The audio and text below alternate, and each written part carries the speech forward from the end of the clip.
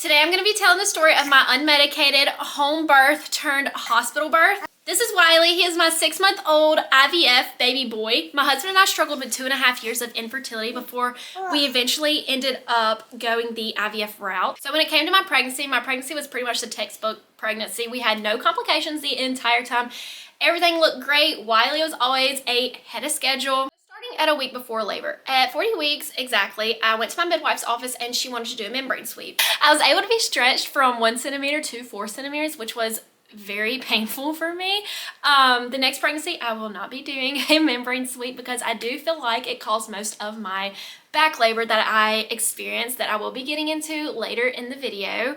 But the moment that I left my midwife's office, I had horrible back pain the whole rest of the week, all the way up to 41 weeks when I did go into labor. Now looking back, we know that it wasn't aggravated or probably swollen. Wiley's talking, probably a swollen cervix, but yeah, that was just part of it. We didn't want to induce labor naturally in any type of way, but I ended up doing it just so that we could not go over 42 weeks because my midwife could not deliver after 42 weeks and I really did not want a hospital birth. When me and Ashton first planned our home birth, we really wanted to birth our baby in the comfort of our own home. Just, you know, wake up if we were in labor, just go into labor within the comfort of our own home, really just take our time, do things as we wanted to, not be rushed into anything. But my midwife had a policy that if your home was not within 25 minutes of a hospital, then you had to use a guest house. And in our circumstance, our house is 35 minutes from the nearest hospital, so we ended up having to rent the guest house. But prior to us getting pregnant, we did actually plan to go on a trip with my dad's family about an hour away from our house. But whenever we did end up getting pregnant through IVF, we ultimately decided we wasn't going to go.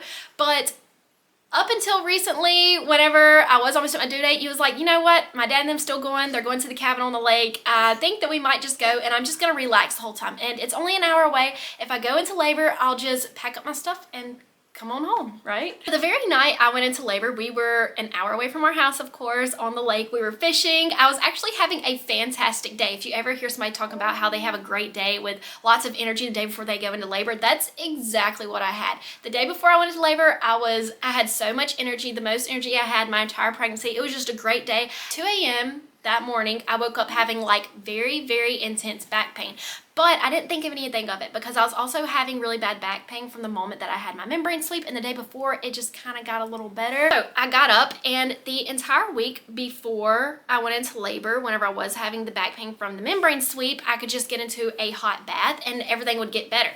And so I went and got in the hot bath, and I was trying to be quiet in everything I was doing because, again, we were staying with my brother and his fiance, and the home birth was supposed to be a secret. So I was just trying to not make a whole lot of noise because I was like, well, if this is something to do with labor, I just don't want to make a lot of noise. Well, I was trying my best, okay? I got into the shower because it was not my bathtub. We was in a cabin. So I didn't want to take a bath in something I wasn't sure how sanitary it was. Anyways, so I got in the hot bath. Well, the pain got so much worse. When I tell you it was 10 times worse, I was like, okay, I think that this is weird. It's just steady, constant back pain. I think that this may be the start of something. So, some of the symptoms that you hear most often from women a few hours before they do go into labor is that some of them will say that they had diarrhea or they had bloody show, which is essentially just like bloody mucus or pieces of your mucus plug coming out. When I got out of the shower, I had both of those things. As soon as I stepped out, I had some very mucousy like discharge happen, and it was lightly tinged pink, and then I had diarrhea like almost immediately. And so I texted my doula and I kind of told her what was going on, and she told me just to try to rest as much as I could and then just keep her informed. I probably dozed off for like, I'm not even joking, about 15 minutes, and I looked back at the clock and it was like somewhere between 4 and 6 a.m. I can't remember exactly. I got back out of the bed because the back pain started to come in more of like waves. Deeper back pain coming in waves of like every 4 to 6 minutes. And so at that point, I was like, okay, I'm having serious back pain. It didn't go away with a hot bath. It's coming in waves of every 4 to 6 minutes now. I think I need to wake my husband up. So at 6 a.m., I remember I was like, I'm gonna give myself to exactly 6 a.m. At 6 a.m. on the dot, I rolled over and I kind of nudged my husband a little bit, and he looked at me and I was like, babe, I think we're starting labor. I think something's going to happen today. Well, my husband was like, oh my gosh, he was so cute. I wish I would have videoed our birth and made a vlog out of it. Next birth, I will 100% do that. But my husband was so cute. He was so great the entire time. But he turned around and he looked at me. He was like, oh my goodness. And he jumped up immediately. And he was like, we need to get home. Anyways, we got home at around 8 a.m. that morning. And I was texting my doula and midwife the entire time, kind of just like updating them. My doula instructed me to eat and drink as much as I could and then rest. She said the most important thing was to rest, hydrate, eat, and then that just over and over and over, but to rest as much as you could. I told her that I basically could not really sleep, so she instructed me to do some spinning babies positions, especially with like the back pain that I was having. By the time I started doing the spinning babies positions, if you don't know what that is, you can go Google it. It's basically a positions that you can get into to get baby into the optimal position for labor. So I started doing those positions, and then my labor kept getting worse and worse, and I was just getting progressively more and more sleepy. I only got like 2 hours of sleep the night before, so I was very exhausted. So at that point, I actually did decide to take a nap. So after rolling around in the bed for like 3 hours, literally, it was like 11 a.m. I finally decided to get up because I couldn't sleep. My back pain was so bad, I couldn't sleep. I tried. I really did. Believe me, I tried. But I ended up getting up at around 11 a.m. and I went to the nursery and just turned off all the lights. I had my nursery, which I'm sitting in now. Blackout curtains were put up, and I had the nursery just as dark as possible because everyone told me to fix the space I wanted to give birth, as, you know, you wanted it quiet and dark unless you wanted certain music that was playing, you know, just like with small little fairy lights. I went in there and I started to work because at that point, I didn't really realize that it was my exhaustion that was spacing my contractions out it was like every 8 to 10 minutes at that point. I didn't realize that it was exhaustion at that point. I thought it was because I was laying in the bed, because I had also heard stories of if you're like, if there's people around and you're like distracted, or if it's too bright, or if you're laying around too much, then labor will not progress like it needed to. So I got up and I went to the nursery and I got with my yoga ball and my snacks, and I started drinking, and I was doing spinning babies positions. I was really working my yoga ball, even doing some labor and delivery yoga. I was really just trying to move my body, and at that point I probably done that for like 2 hours, and then the pain started to get pretty severe at that point.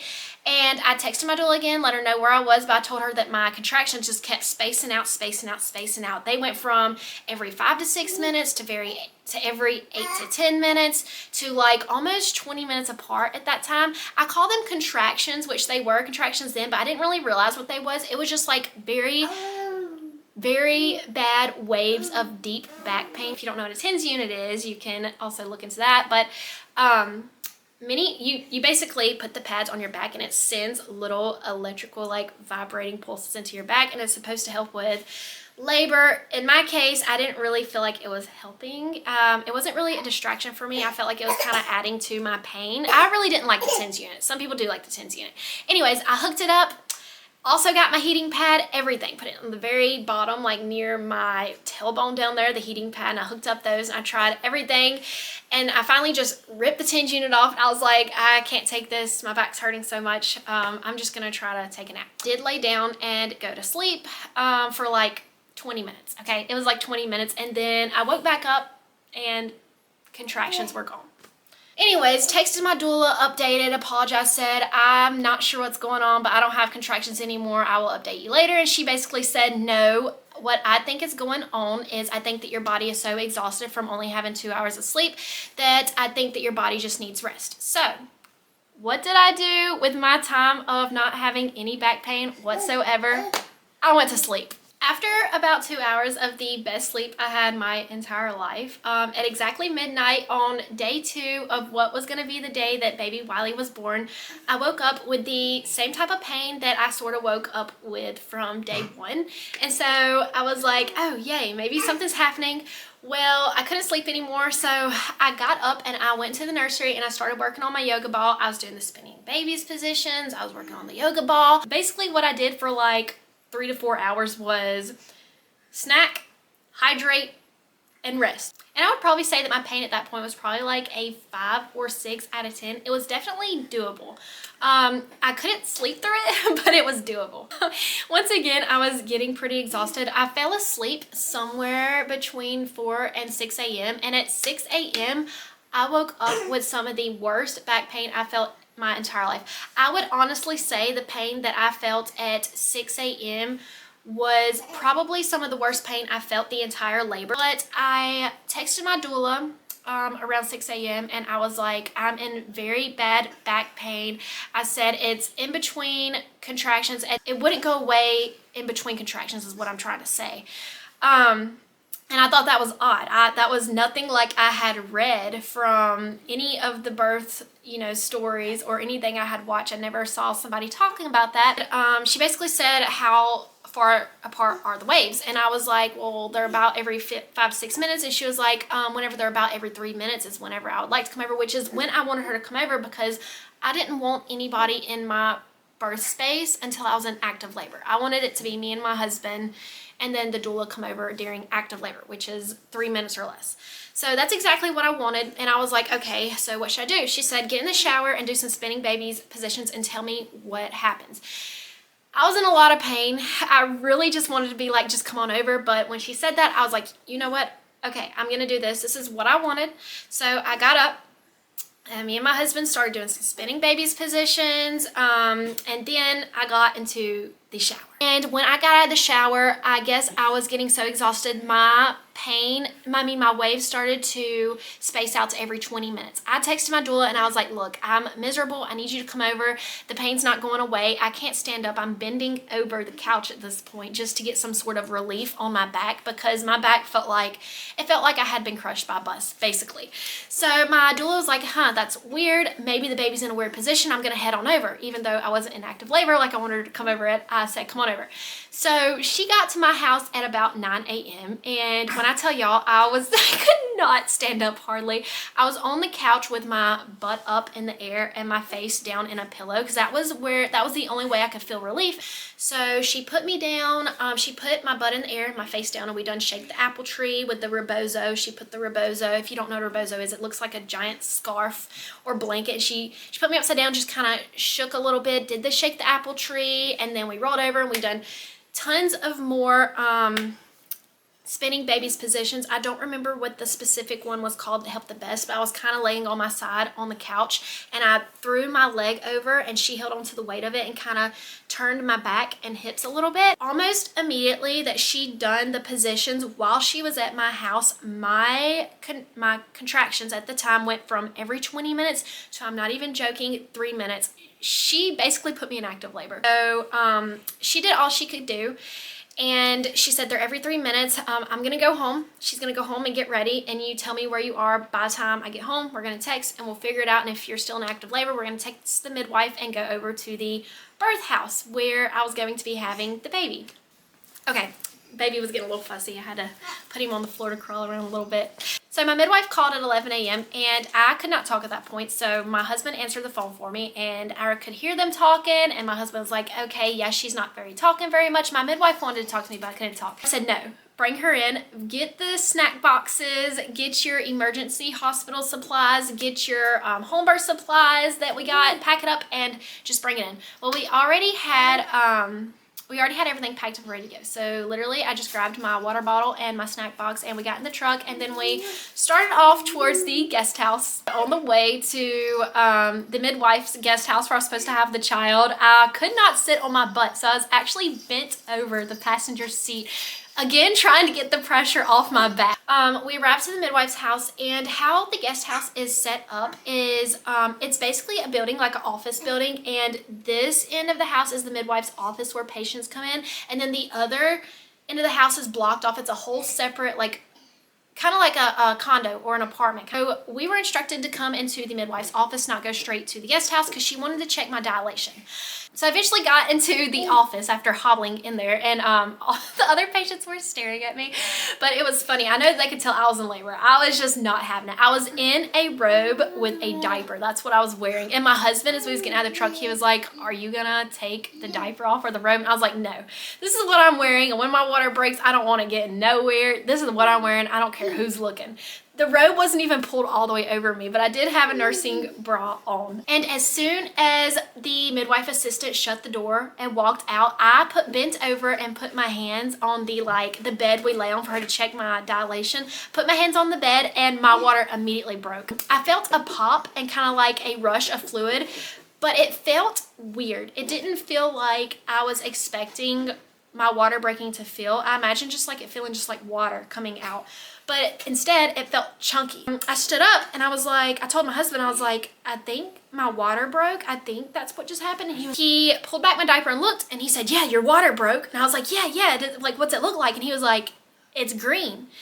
And when he said that, hear about meconium, when the baby, essentially uses the bathroom inside of you on the way out. It could mean the baby's in distress, or if you're like me, I was 41 weeks, and it's quite common for a 41-week baby to have meconium. It was like dark green, brownish looking. So it was like a very dark, it was very, very thick meconium. It was a lot. But I kind of got worried. I told him to go get the midwife, told her that my water had broke. So not even 10 seconds after my husband left to get the midwife, both she and the assistant rushed in, and they was like, "Wow." And I remember my midwife walked in and she was like, "It's go time." She pulled my diaper back and she kind of looked in and she was like, "Oh." And I could kind of see the thinking process in her face. She kind of got quiet for a minute, but I know she was trying to not act like she was panicking or anything. Well, she wasn't panicking. She wasn't sure what was going on. She decided that it was probably best for us to consult the OBGYN at the hospital. Not because anything was wrong with the baby. We listened to a heartbeat. Everything was great with him, but she just was not comfortable delivering the IVF baby over the due date at 41 weeks with very thick meconium. I knew what I wanted and what I wanted to get, but I was also in pain. So I was trying to balance. I want this, but I just want this baby out. I want this, but I just want the baby out healthy and alive. So she wanted to check my cervix. When she told me that I was only dilated 3 centimeters, I felt defeated. I was basically done. I remember looking at my husband. I was like, I've been through all this.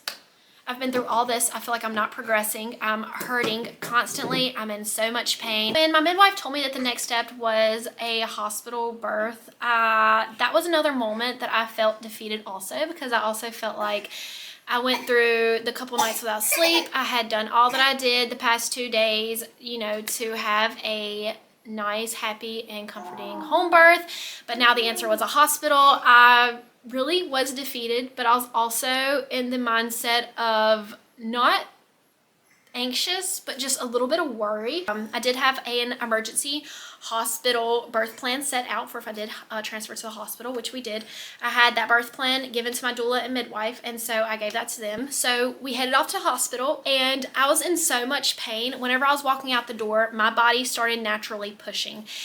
And when I tell you it was a push, it was the same push I had the whole rest of the couple hours up until 5 p.m. whenever he was born. So on the way to the hospital, I wanted so bad to sit like I did on the way to the guest house, with my butt in the air hanging over the rear passenger seat. But my midwife instructed me not to do so, because she said we do not need to have this baby on the road. She said, sit on your butt. So we arrived to the hospital somewhere between 1:30 to 2 o'clock.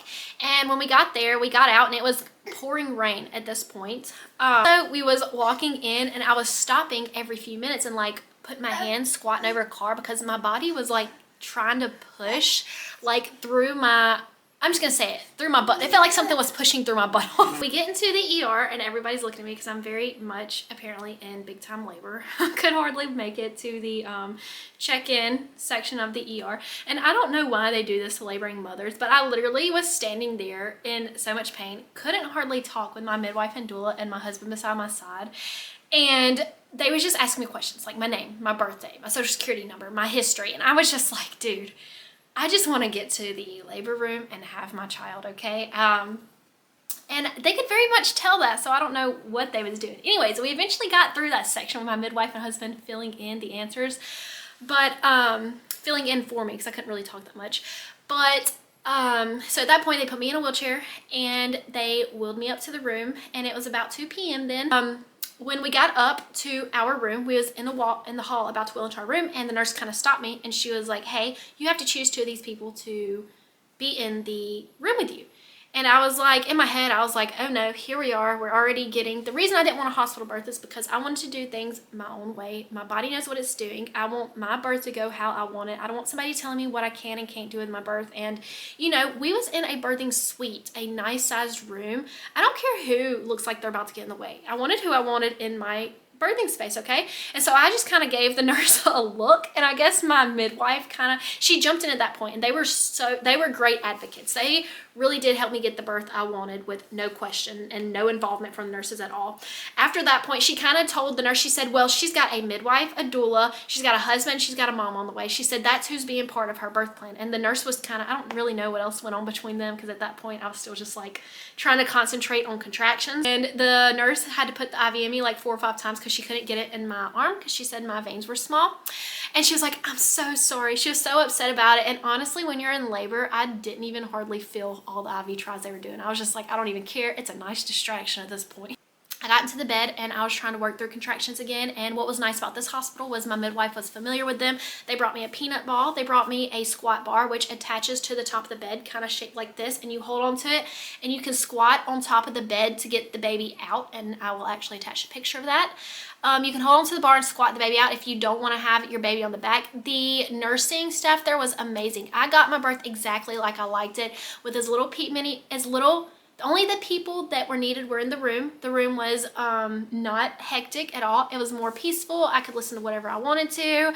I got to walk around. I did the squat bar. I did the peanut bar. The only time I had to sit down in the bed was whenever I hit 9 centimeters and I was about to push the baby out. But as soon as I got to my bed at the hospital, from the time that my water broke to the time that I was at the hospital, I was already at 8 centimeters. So it happened that fast. I felt like it was forever, but it was probably only like an hour and a half. I went from 3 centimeters to 8 centimeters.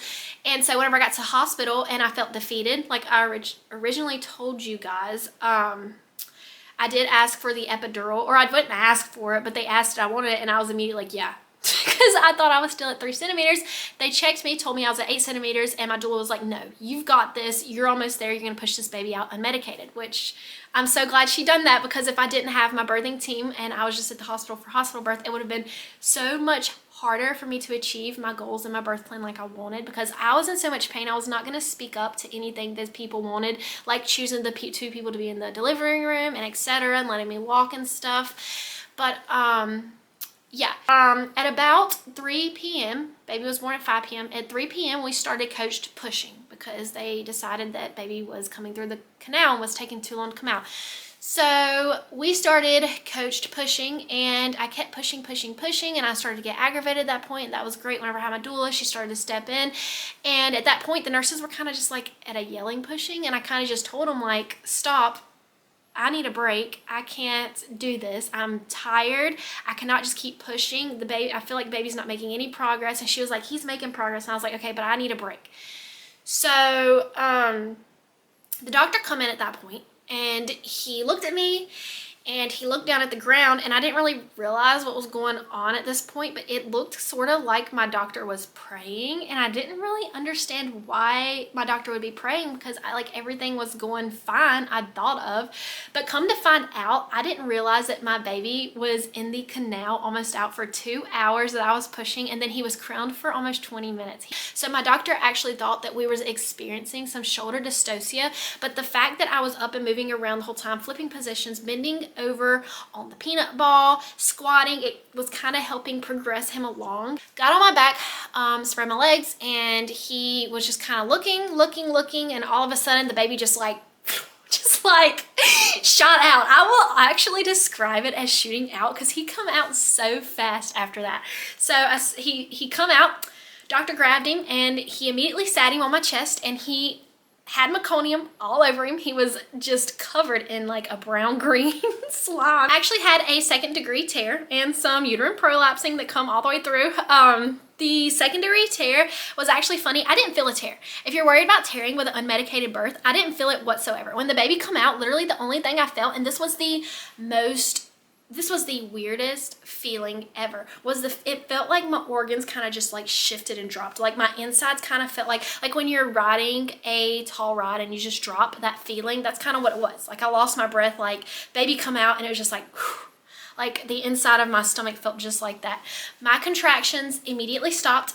The back pain immediately stopped. It was just like it had never happened. I felt so relieved and so happy that my precious, happy, healthy 41-week baby boy was on my chest. Here, I got my sweet baby. I got the birth I wanted. It may not have been the home birth I wanted, but it was fantastic. With the meconium, Wiley never missed a beat with anything. His heart rate was great the entire time. He was 8 pounds and 13 ounces, I'm sorry, 8 pounds, 13 ounces. So he was essentially a 9-pound baby because they didn't weigh him until like 7 hours after his birth, because that hospital was really good with the golden hour. Once they put him on my chest, they was basically done with him until after midnight. They didn't mess us or touch us. We didn't use the nursery or anything. But yeah. So that was my birth story, and I hope you enjoy it, and I hope that if you are planning an unmedicated or a home birth, stick with your plan, have a birth plan, find a good advocate, whether it's your husband or a mom, a friend, a doula. Doulas are fantastic. Highly recommend a doula. That was the birth story of baby Wiley. Thank you for joining.